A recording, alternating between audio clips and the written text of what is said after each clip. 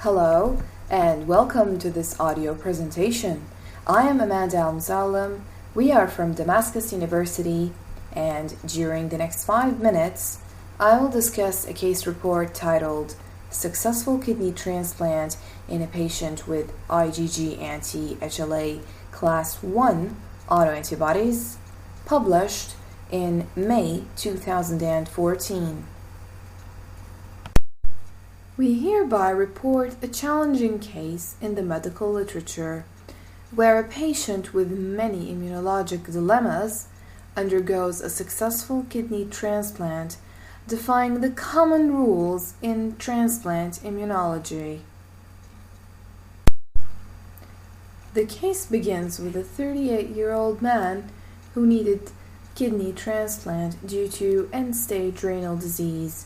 He had no significant history.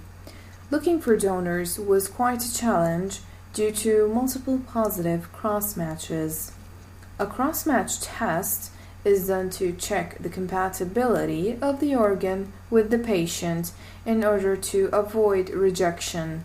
The common trait between the donors and the patient was having resembling tissue type, either completely or partially. This led to performing an autologous cross-match, which was also positive. It seemed illogical because having positive autologous cross-match means that there are antibodies attacking the patient's cells. Therefore, we understood the problem was that he had IgG antibodies against his own tissue type, that is, a sensitized patient.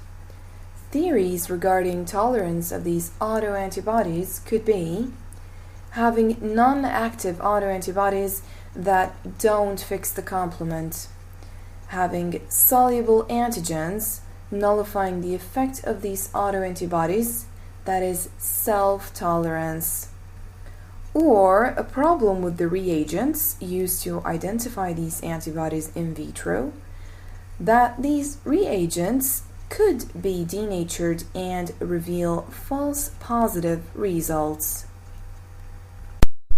Having said that, we decided to play it differently and try performing a cross-match with a total mismatched donor, which was negative.